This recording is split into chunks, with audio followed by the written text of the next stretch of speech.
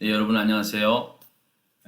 오늘은 사도신경 15번째 시간입니다.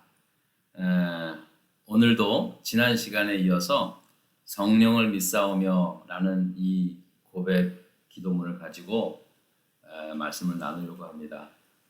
지난 시간에도 말씀을 드렸지만 삼위일체 하나님이신 삼위 되시는 이 성령님은요, 성부 하나님, 성자 예수님에 비해서는 다른 아무 수사 없이 그냥 성령을 믿사오며 라고 그렇게 고백하는 것으로 끝을 냅니다. 짧게 고백하고 있죠. 하지만 그 내용이 없어서가 아니라 사실 그 당시에는 상대적으로 봤을 때 그 당시에 그 나타났던 이단들이 그 예수 그리스도에 대한 잘못된 가르침들이 많이 있었기 때문에 주로 이제 처음에 초창기에 만들어졌을 그 당시에는 그 성자 예수님에 관한 탄생, 고난, 죽음, 그다음에 부활, 그다음에 승천, 이런 내용에 아주 집중해서 좀 이렇게 그렇게 가르쳤고요. 이제 그 니케아 신조 때 이제 그 본격적으로 그 삼위일체론에 대해서 그 이제 교리가 형성이 되면서 성령론에 대해서, 성령에 대해서도 좀 내용이 첨부가 되었습니다. 참고로 여러분들 한번 보시면은요, 니케아 신조의 성령 부분인데요. 여러분 한번 보실까요? 성령에 대해서 이렇게 고백하고 있습니다. 우리는 주님이시며 생명을 주시는 성령님을 믿습니다. 성령은 성부와 성자로부터 나오시어 성부와 성자와 더불어 예배와 영광을 받으시고 예언자들을 통하여 말씀하고 계십니다. 라고 그렇게 고백하고 있습니다. 니케아 신조는 뭐 이미 첫 시간에 알겠지만 지금까지도 모든 동방교회, 서방교회, 모든 캐톨릭, 모든 그 개신교 할 거 없이 모든 교회가 에큐메니컬하게 함께 사용하고 있는 유일한 신앙 고백 문입니다. 그런데 이 우리가 지금 공부하고 있는 이 사도신경은 아마 그 전부터 사실은 만들어진 거기 때문에요. 그 전에는 아무래도 그 성령님에 관한 어떤 그 교리적인 체계에는 약간 부족했다. 하지만 그러나 그들은 누구보다도 성령의 큰 체험을 통해서 주님의 몸된 교회를 섬겼고요. 또 성령을 통해서 그 하나님의 역사가 이루어진다는 사실은 분명히 알고 있는 거죠. 근데 또 한편으로는 그래요. 이게 무슨 말로서 설명되는 게 아니잖아요. 이거는 한마디로 체험을 통해서 믿어지는 거기 때문에 그냥 그렇게 할 수밖에 없다는 거죠. 그래서 저는 생각하기를 그 어느 시대 때보다 초대교회 때만큼 성령의 역사가 가장 강력하게 나타났고 가장 크게 나타났다는 것을 보면서 그분들은 굳이 성령을 어떤 수사학적 표현을 통해서 이야기하고 싶지 않았을 것이었다라는 그런 의도가 있지 않았는가. 저는 개인적으로 좀 그런 생각을 하고 있습니다. 그러니까 한마디로 뭐냐면요, 내용이 없어서 그렇게 짧은 게 아니라 한마디로 성령은 다른 거 필요 없다. 무조건 성령님은 체험을 통해서 성령님의 은혜를 체험을 통해서 고백되어지는 것이다라고 하는 것을 그냥 암묵적으로 표현한 것이 아닐까, 그런 생각도 좀 했습니다. 아무튼 지금은 이제 성령님에 대한 말씀을 제가 지금 나누는 것도요, 사실은 어떤 교리적인 차원에서 조금 이제 기본적으로 알려고 하는 것이죠. 결국 성령님은 여러분 그 성령님의 깊은 은혜를 체험했을 때, 그때 비로소 이제 믿음이 생기고 그 성령님에 대한 그 갈망이 생기는 것이죠.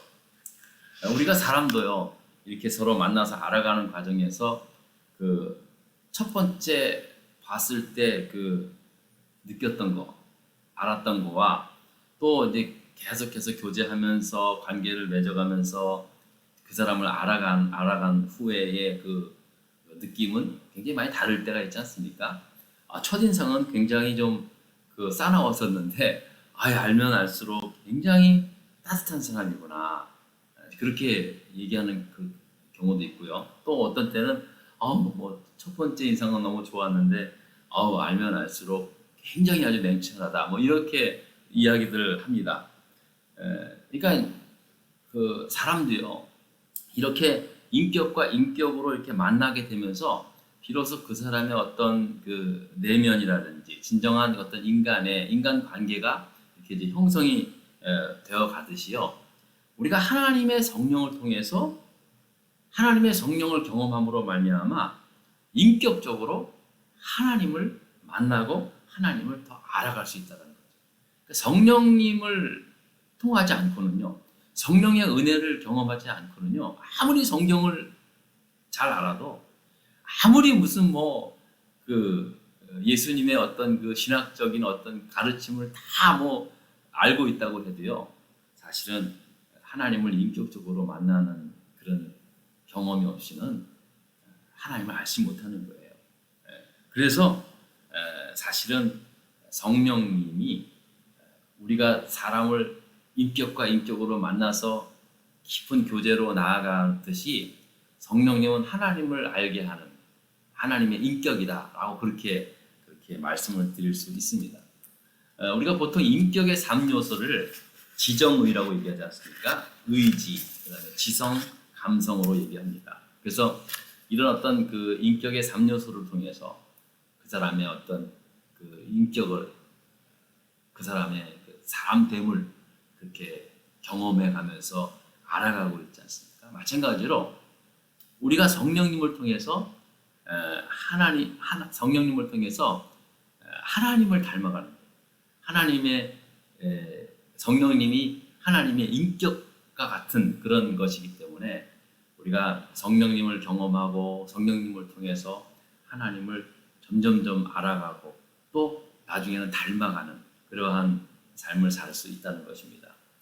그러므로 성령님을 통해서 우리는 하나님의 지혜, 하나님의 의지, 그리고 하나님의 감정, 그거를 깨달을 수 있는 거예요. 하나님, 성령님을 통해서 하나님께서 주시는 지혜, 또 하나님께서 주시는 어떤 그 하나님의 뜻, 그것을 분별하고 하시고, 또 하나님이 기뻐하시는 일이 무엇이고, 또 하나님이 불편해하시는 일이 무엇인가라는 것들을 성령님을 통해서 깨달아 갈 수 있다는 것이죠.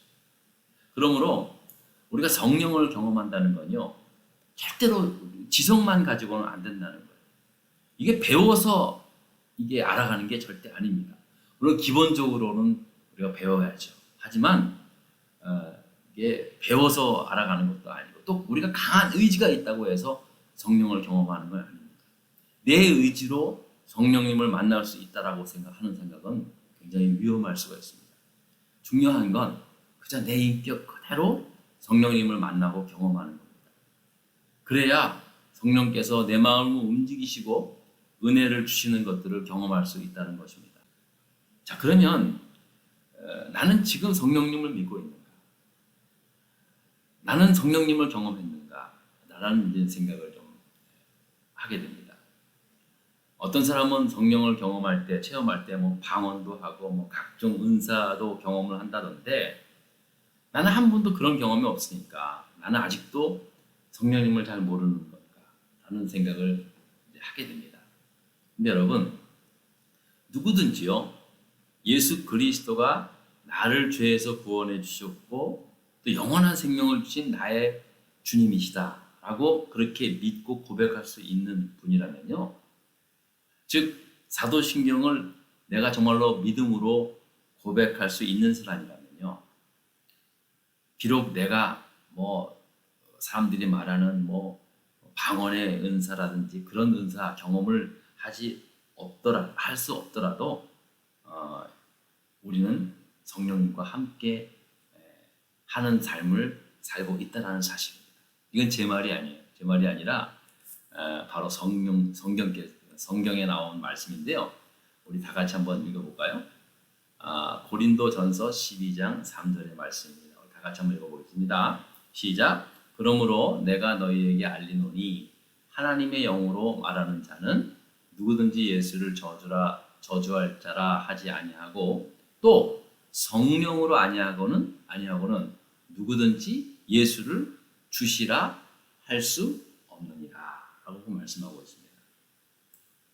자, 여러분 보세요. 그러니까 여기서 말씀하시는 건 뭐냐면 성령으로 하지 않고는 누구든지 예수를 주시라 할 수 없다라는 거예요. 그러니까 내가 예수님 나의 주님이시다라고 하는 그 고백은요, 내 의지로 한 것이 아니라 사실은 성령의 은혜를 통해서 나의 의지와 나의 지성이 동의되고 나의 감성이 움직여서 그렇게 고백한다는 겁니다. 이게 결코 성령님이 아니고서는 결코 할 수 없다는 겁니다. 즉 이런 고백을 한다면 우리는 성령님을 경험하는 거고요. 성령님이 함께하는 삶을 살고 있다는 사실입니다. 이 같은 사실을 좀 더 확고하게 경험하고 또 확고하게 의지하며 살아가는 것, 이게 이제 성령이 충만한 삶이죠. 뭐 물론 여러분들 삶 속에 뭐 정말 방언의 역사도 나타나고 막 방언으로 기도했으면 좋겠어요. 여러분 이왕이면 그 성령의 큰 은사를 경험했으면 좋겠고요. 또 그런 경험 속에서 막 각종 다양한 은사들이 여러분 삶 속에 나타났으면 좋겠습니다. 하지만 그런 건 이제 외적인 은사고요. 그런 외적인 은사는 나타나면 좋겠지만 꼭 뭐 나타나지 않아도 전혀 상관이 없습니다, 여러분. 그렇다고 해서 여러분들이 뭐 성령을 받지 못한 게 아니거든요. 중요한 것은요, 겉으로 나타난 외적인 은사보다 더 중요한 것은 내적인 은사입니다. 내적인 은사가 뭡니까? 갈라디아서 5장 22절서부터 23절인데요. 한번 볼까요? 자, 성령의 내적인 은사 한번 다 같이 한번 읽어보겠습니다. 시작. 오직 성령의 열매는 사랑과 희락과 화평과 오래 참음과 자비와 양선과 충성과 온유와 절제니 이 같은 것을 금지할 법이 없느니라 라고 말씀합니다. 자, 이게 이제 성령께서 우리에게 함께 하심으로 말미암아 우리의 내면의 삶 속에서 맺는 성령의 열매라는 거죠. 사랑, 희락, 화평, 오래 참음, 자비, 양선, 충성, 온유, 절제. 이 같은 것을 금지할 법이 없도다라는 겁니다. 성령께서 함께 하실 때 이와 같은 9가지의 열매들이 맺어질 수 있다는 사실입니다. 이게 정말 우리가 추구해야 할 진정한 성령의 은사인 것입니다. 저는 기도하기는요, 올 한 해도 여러분 많은 그런 열매들을 맺기를 바라면서요, 여러분 올 한 해도 내적으로 이런 성령의 풍성한 열매들이 맺어지는 그런 삶을 살아갈 수 있기를 주의 이름으로 축원합니다. 네, 감사드리고요.